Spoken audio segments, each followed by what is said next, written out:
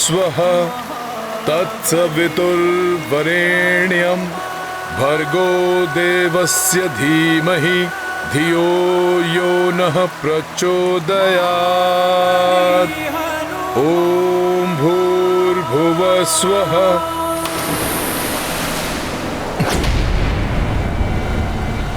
अरे ये पोटली कहां से गिरी? मेरी रक्षा कीजिए नाथ, प्रभु मेरी रक्षा कीजिए, रक्षा कीजिए, प्रभु मेरी रक्षा कीजिए। उस विमान में अवश्य किसी स्त्री के संकट में होने का संकेत है। मुझे शीघ्र जाकर उसकी सहायता करनी चाहिए।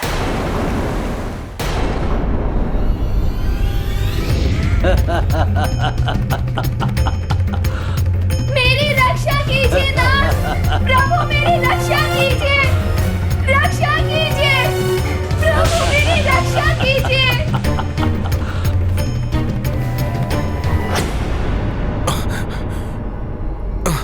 उस विमान तक पहुंचने के पूर्व ही मैं तो नीचे खींचा जा रहा हूं।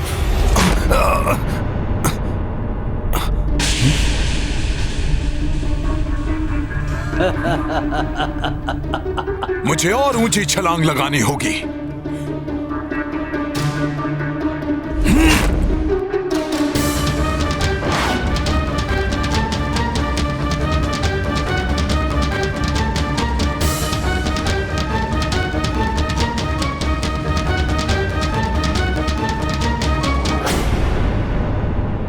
अभी तो वो विमान यही था, अकस्मात अदृश्य कहां हो गया?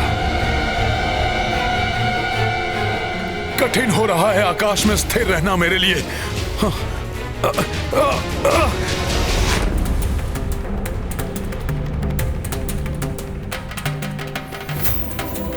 अवश्य ये पोटली उसी स्त्री की है जो व्याकुल स्वर में अपने स्वामी को पुकार रही थी।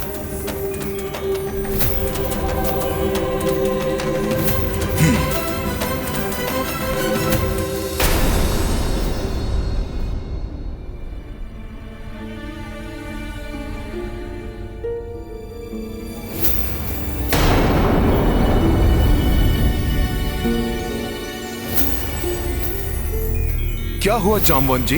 ऐसा प्रतीत होता है जैसे ये आभूषण माता सीता के हैं।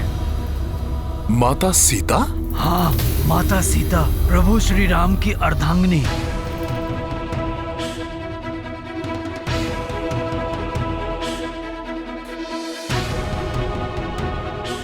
माता सीता? हाँ हनुमान। प्रभु श्री राम की अर्धांगिनी माता सीता के आभूषण है ये।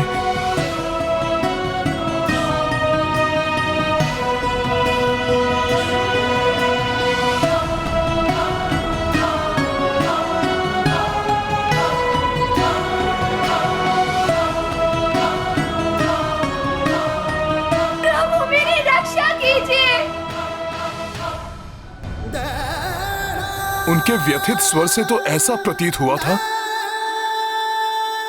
कि वो किसी भारी विपदा में थी। और क्या हनुमान? और इतनी ऊंची उड़ान भरने में मैं असमर्थ, उनकी कोई सहायता नहीं कर पाया। और उन तक पहुंचने से पूर्व ही वो विमान मेरी दृष्टि से ओझल हो गया।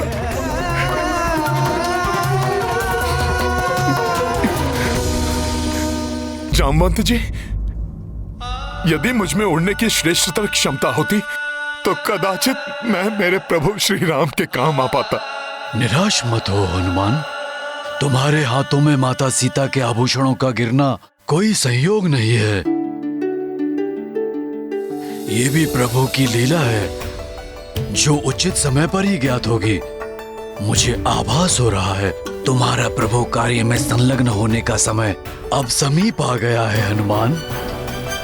तुम्हें कहीं जाने की आवश्यकता नहीं है पुत्र हनुमान। प्रभु से तुम्हारा मिलन तो तुम्हारी नियति है और शीघ्र ही वो परम सुख तुम्हें अवश्य प्राप्त होगा। महाराज जामवंत जी, आप तो मेरे प्रभु के जीवन से भली भांति परिचित होंगे।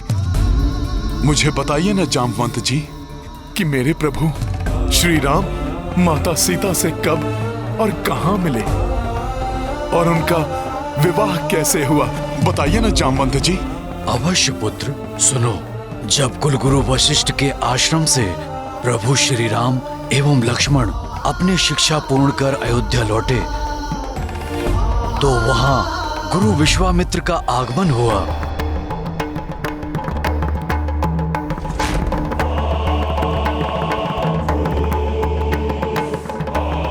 वही विश्वामित्र जिन्होंने अपने कठोर तप से ब्रह्म ऋषि की पदवी प्राप्त की है।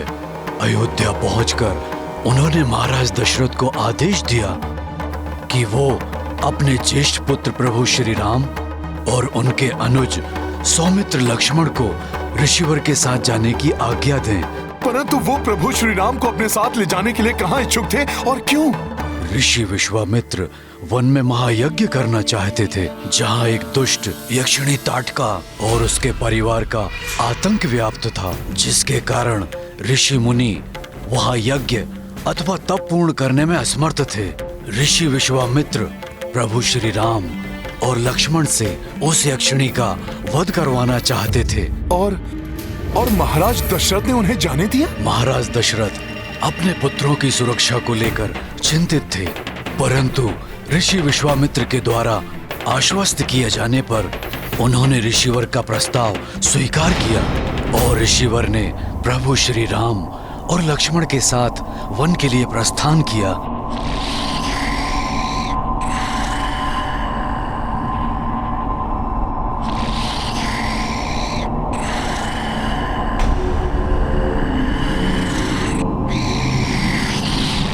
पुत्र राम, लक्ष्मण, यहाँ सर्वत्र व्याप्त अंधकार इस बात का संकेत है कि यहाँ से उस दुर्दांत यक्षिणी ताड़का का प्रभाव क्षेत्र प्रारंभ होता है, जिसके भय से कोई भी जीव यहाँ विचरण करने का साहस तक नहीं करता।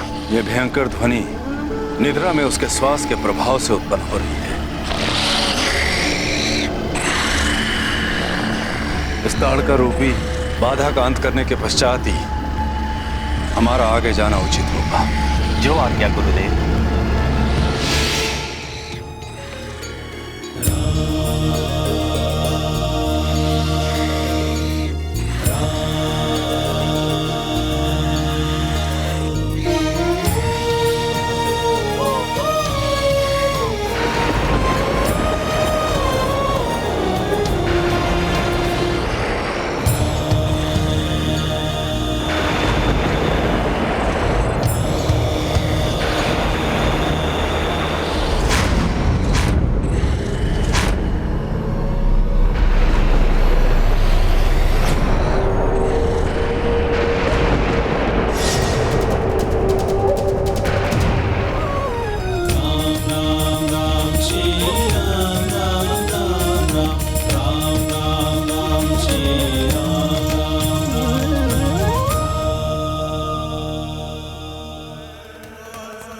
संहार करूंगी मैं संहार संहार संहार।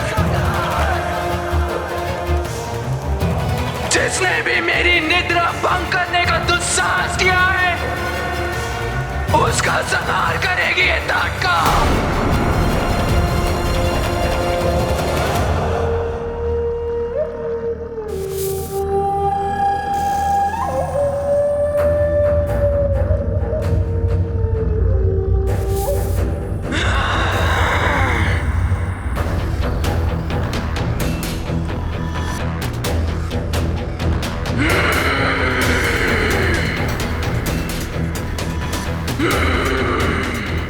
धरती कंपित हो जाती है मेरे पग से।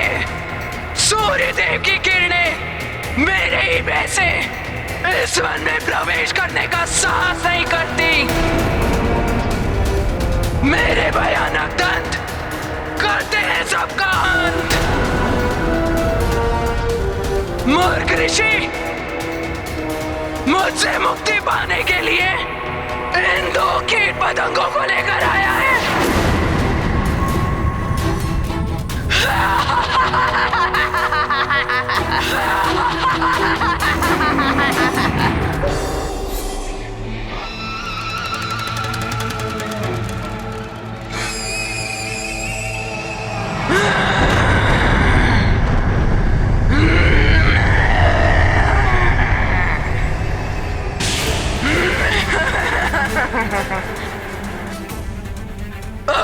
मेरी शक्ति जिसको चाहूं मसल कर फेंक सकती हूँ। राम,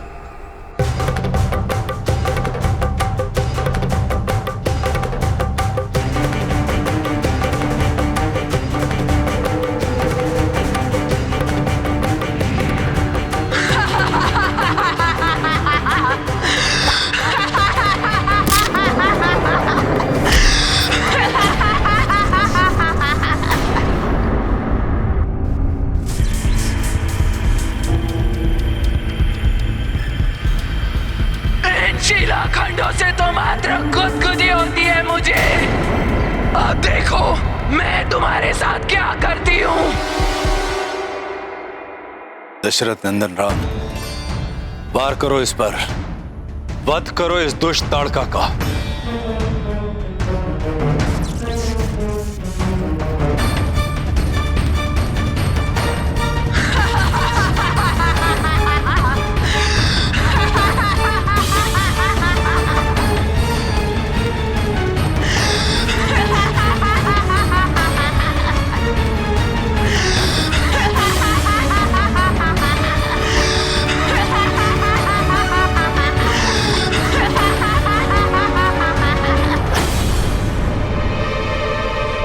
क्या हुआ पुत्र राम, रुक क्यों गए?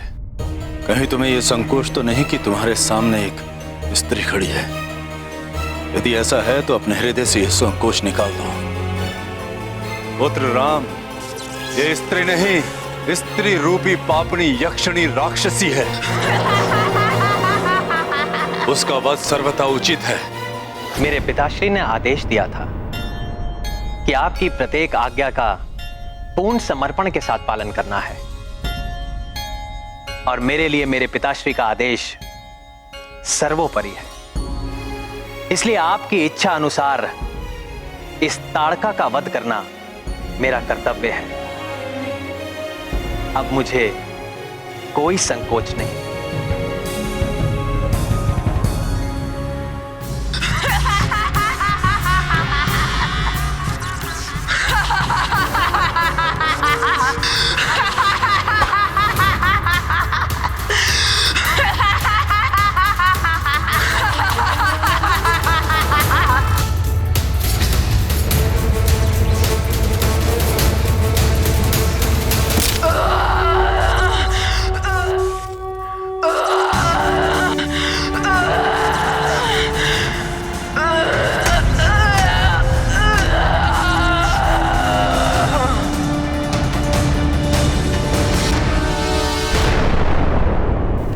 कितना अद्भुत होगा ना वो दृश्य, जब मेरे प्रभु श्री राम ने अपने एक ही बाण से उस दुष्ट यक्षिणी का वध किया होगा। विराजो हनुमान, बताता हूँ। जी, आप भी विराजिए जामवंत जी, बताइए ना जामवंत जी। हाँ पुत्र, वो दृश्य अत्यंत अद्भुत था हनुमान। महर्षि विश्वामित्र ने भी प्रभु श्री राम के विलक्षण युद्ध कौशल और पराक्रम से प्रसन्न होकर उन्हें अनेक आशीर्वचन कहे और प्रभु श्री राम को ज्ञात कराया कि ये तो आरंभ मात्र था। भविष्य में ऋषियों मुनियों के कष्टों के निवारण हेतु प्रभु उन्हें अनेक राक्षस राक्षसियों का सामना कर उनका वध करना है, और इस महान कार्य की पूर्ति के लिए उन्हें अनेकों दिव्य अस्त्र। अच्छा, तो वो दिव्य अस्त्र और मंत्र प्रभु श्री राम को किसने प्रदान किए? स्वयं ऋषि विश्वामित्र ने उन्हें बल और अति बल की विद्या दी पुत्र।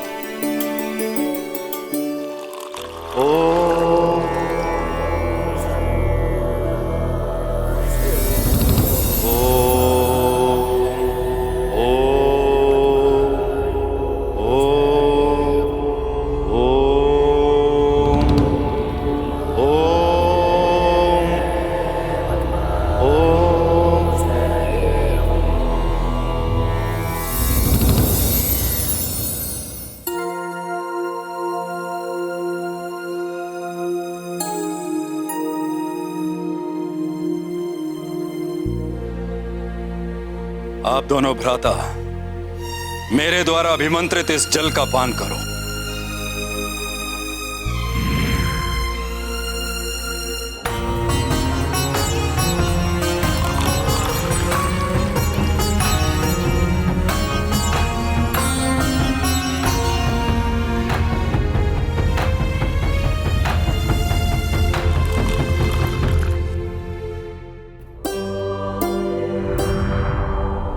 अब आप दोनों भ्राताओं में बल, अति बल विद्याओं का संचार हो चुका है।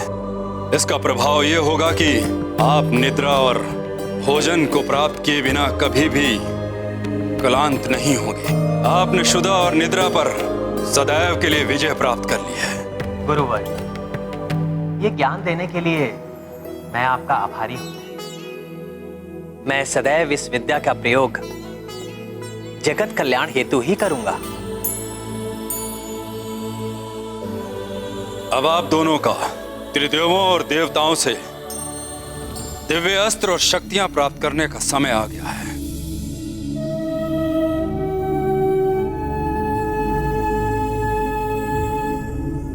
मैं ब्रह्म ऋषि विश्वामित्र आप त्रिदेव एवं देवताओं का आवाहन करता हूं।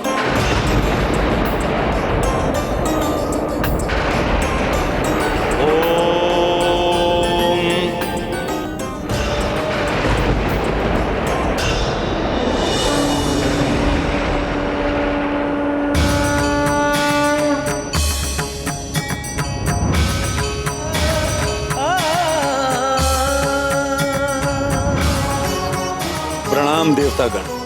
प्रणाम त्रिदेव।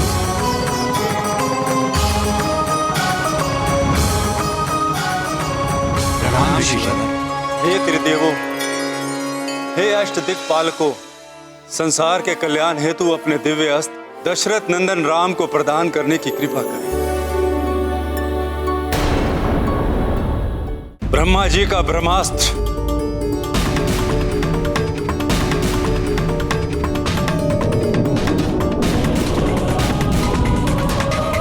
प्रभु विष्णु जी द्वारा प्रदत्त धर्म चक्र, काल चक्र एवं विष्णु चक्र, बाबा भोलेनाथ का पिनाकी धनुष,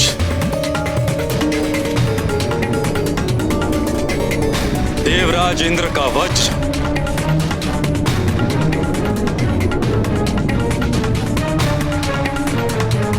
वरुण देव का वरुण पाश और अन्य देवताओं द्वारा प्रदान की जाने वाली मौदकी और सीकरी गदाएं प्राप्त करो पुत्र राम।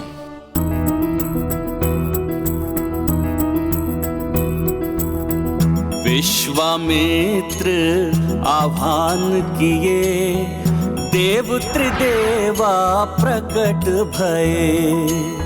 राम को करने अधिक समर्थ, अस्त्र शस्त्र किए भेंट तदर्थ। चक्र हरि पिनाकी शिवे, श्री ब्रह्मा ब्रह्मास्त्र दिए। रामचंद्र भय अति बलवान, जग कल्याणक लक्ष्य महान।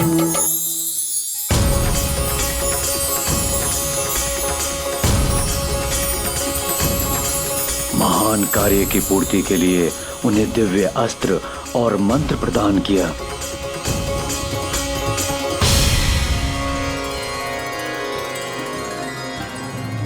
आपके आशीर्वाद स्वरूप इन दिव्य अस्त्रों को पाकर मैं कृतार्थ हुआ। मुझे आशीष दीजिए कि मैं जब भी इनका आह्वान करूं, ये मेरे सम्मुख प्रकट हो जाएं। उसके उपरांत प्रभु श्री राम ने प्राप्त दिव्य अस्त्रों को सहर्ष अपने अनुज सुमित्रानंदन लक्ष्मण के साथ साझा कर लिया।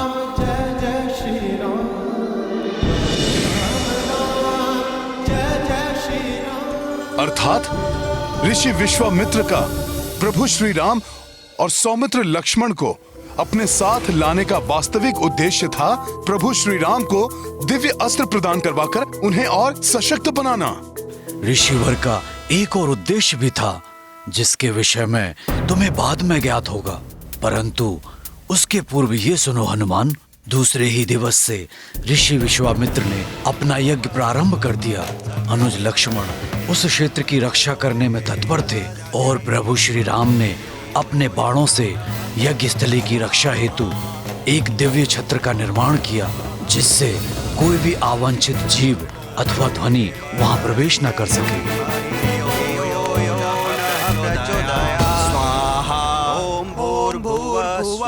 तत्सवितुर्वरेण्यं भर्गो देवस्य धीमहि धियो यो नः प्रचोदयात् स्वाहा।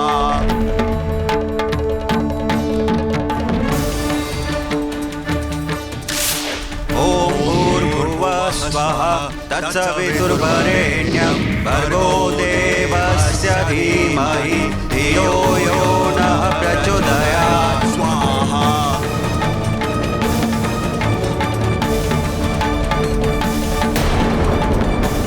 अर्थात प्रभु मात्र उस क्षेत्र की रक्षा ही नहीं कर रहे थे, परंतु उन्होंने ये भी सुनिश्चित कर दिया था कि यदि वहां पर कोई और प्रवेश करने का प्रयास भी करे तो भी यज्ञ में किसी प्रकार का कोई व्यवधान ना आए। हाँ पुत्र, फिर दोनों भाई पूर्ण सतर्कता से यज्ञ पर अपनी सुरक्षा दृष्टि बनाए हुए थे, परंतु यज्ञ के अंतिम दिन ताट का पुत्र सुबाहु और मारीच छिपकर यज्ञ में अवरोध उत्पन्न करना चाहते थे, परंतु प्रभु श्री राम के सुरक्षा छत्र को भेद पाना कहाँ संभव था।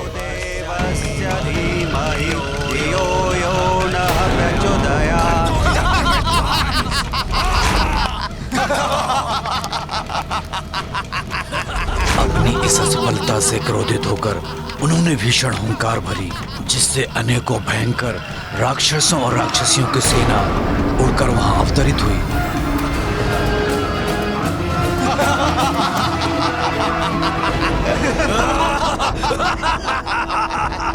वहीं प्रभु श्री राम ने अपना ध्यान उन दोनों अदृश्य राक्षसों के स्वर पर केंद्रित किया और फिर एक के बाद एक उन्होंने मानव बाण मारीच की ओर और आग्नेय बाण सुबाहु की ओर प्रक्षेपित किया।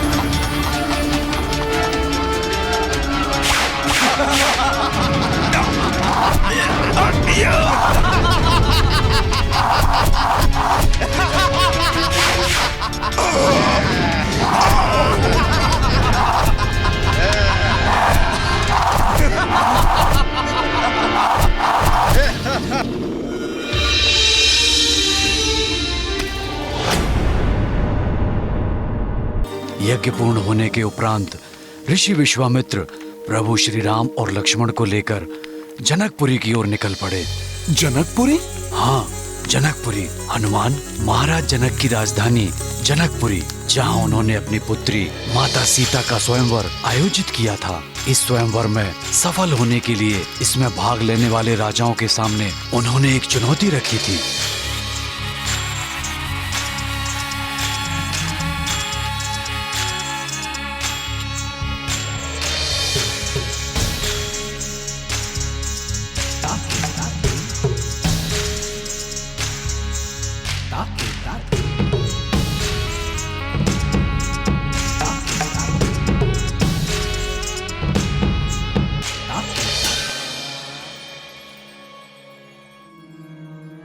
ये भगवान शिव का दिव्य धनुष है, जिससे उन्होंने त्रिपुरासुर का वध किया।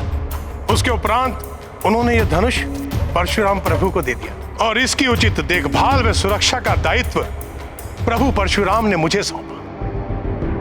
इस दिव्य असाधारण धनुष को मेरी पुत्री राजकुमारी सीता ने अत्यंत सहजता से उठाया। इसलिए मैं घोषणा करता हूं कि आप में से जो भी इस शिव धनुष को उठाकर इसकी प्रत्यंचा चढ़ाने में सफल होंगे, वही मेरी पुत्री राजकुमारी सीता का वरण करने योग्य होंगे।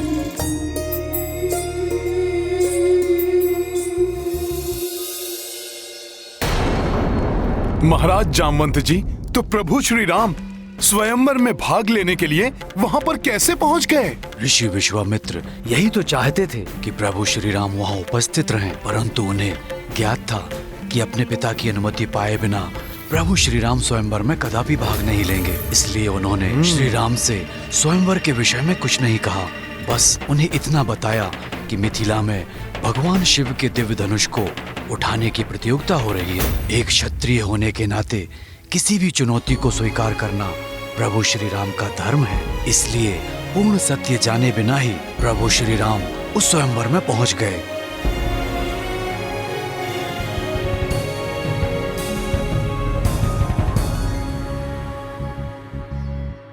सीताराम चरित अति पावन, मधुर सरस अरुवति मन भावन।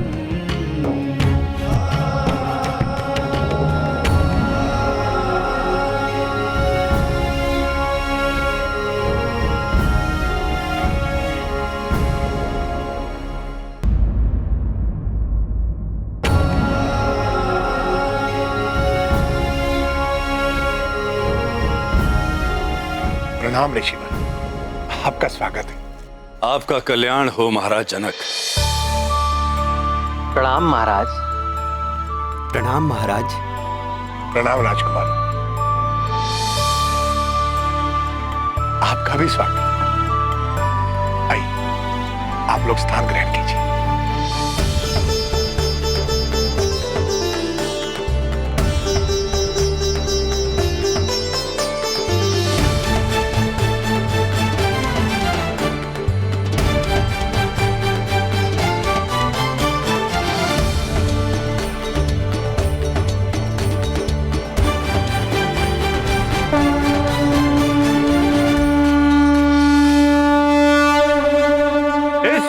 शंख ध्वनि के साथ राज ऋषि महाराज जनक की सुपुत्री सीता जी का स्वयंवर प्रारंभ होता है। यहाँ आमंत्रित सभी लोगों से निवेदन है कि वो एक एक करके आएं और इस दिव्य धनुष को उठाने का प्रयत्न करें।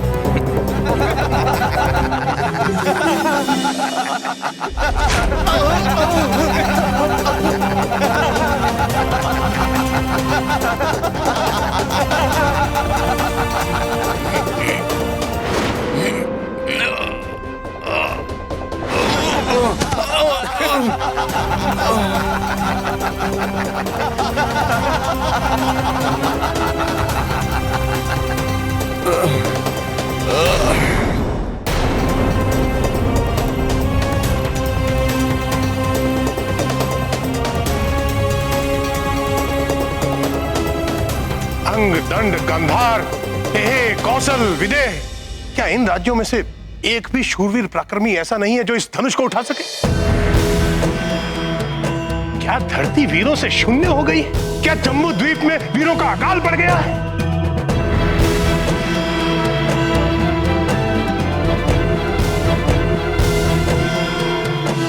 कार है आप सबके पराक्रम को। क्या आप सब में से एक योद्धा भी ऐसा नहीं बचा जो इस धनुष को उठाने का सामर्थ्य रखता हो, जो इसे उठाने का प्रयास भर करने का साहस कर सके?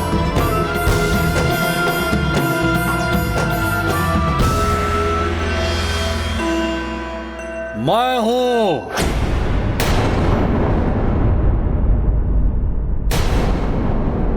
दशानन लंकेश।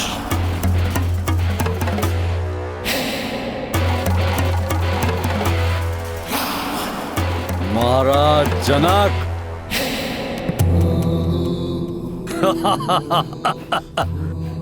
क्या हमारे यहाँ आने में इतना विलंब हो गया कि आपको गुहार लगाकर इन कायरों में वीरता जागृत करने की आवश्यकता पड़ी?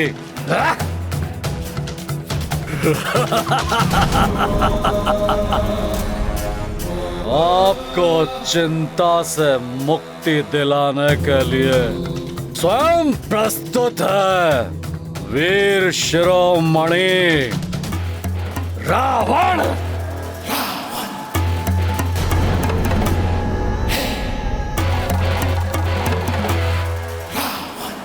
त्रिभुवन विजेता हूं मैं, और उस पर महादेव का परम भक्त भी हूं मैं। इसलिए मेरे भगवान महादेव का ये दिव्य धनुष तो मैं अपने बाएं हाथ से पलक झपकाए बिना ही उठा लूंगा।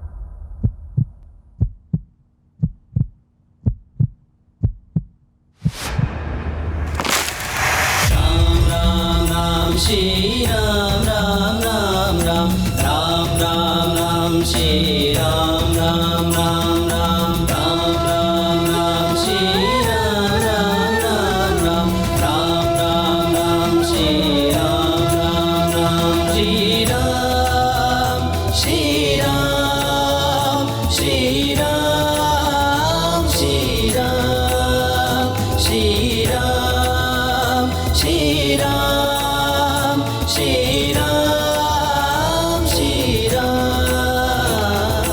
राम राम राम श्री राम राम राम राम राम राम राम श्री राम राम राम राम राम राम श्री राम राम राम राम राम राम राम श्री राम राम राम राम राम राम श्री राम राम राम राम राम राम राम श्री राम राम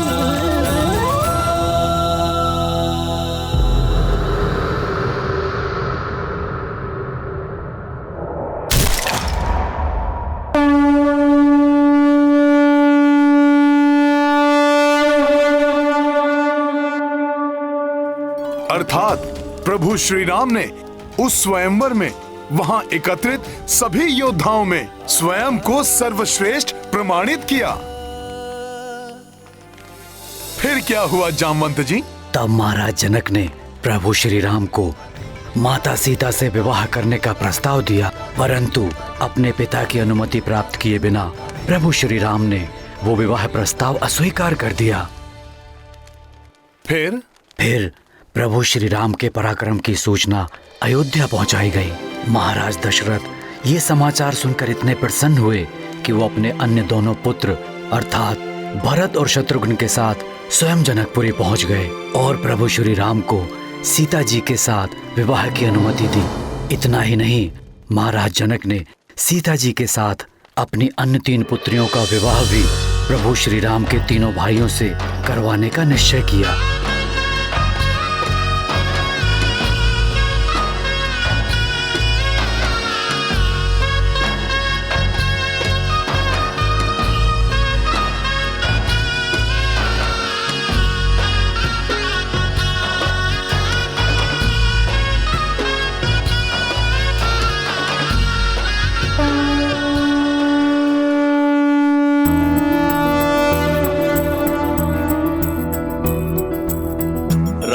जानकी एक भय, पाणी ग्रहण में 2 बंधे। मंगल बेला मंगल गान, जनक राज करे कन्यादान। अद्भुत अपूर्वा दृश्य अभीष्ट, सिया छटा रामा सतनिष्ठ। दिव्य भव्य अद्भुत आयोजन, संग जानकी जुड़े रघुनंदन।